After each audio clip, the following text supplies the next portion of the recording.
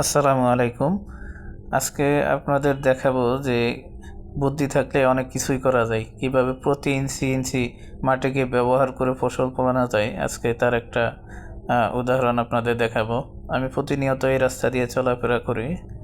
তো হঠাৎ করে আমার মনে হলো যে এই দৃশ্যটা আসলে ধারণ করা উচিত। কারণ গ্রামের রাস্তার পাশে পর্যাপ্ত পরিমাণে জায়গা পড়ে থাকে, কিন্তু মানুষ ব্যবহার করে না। কিন্তু নোয়াখালীতে এসে আমি এই জিনিসটা দেখেছি যে এই দিকের মানুষ রাস্তার শোল্ডারগুলোকে কাজে লাগিয়ে ফসল উৎপাদন করে।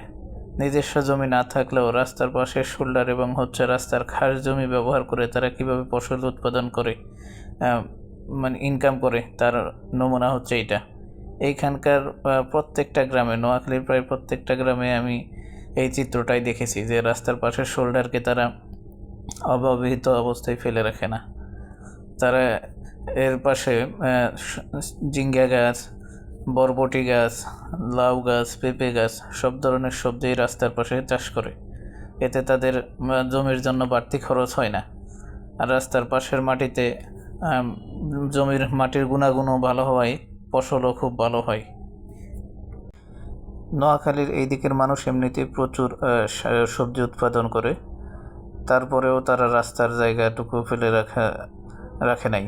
এইটাই হওয়া উচিত প্রত্যেকটা জায়গায়, বাংলাদেশের প্রতিটা কোণায়। যেহেতু ঘনবসতিপূর্ণ এরিয়া, আবাদি জমির পরিমাণ দিন দিন কমতেছে, তাই জায়গাগুলোকে ফেলে না রেখে রাস্তার পাশের এই জায়গাগুলোকে যদি সঠিকভাবে ব্যবহার করা যায়, এ থেকে উপকৃত হওয়া যায়, লাভবান হওয়া যায়।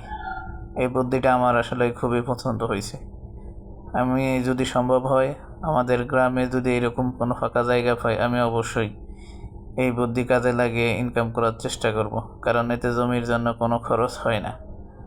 অন্যের জমিতে চাষ করে ভালো টাকা ইনকাম করা যায়।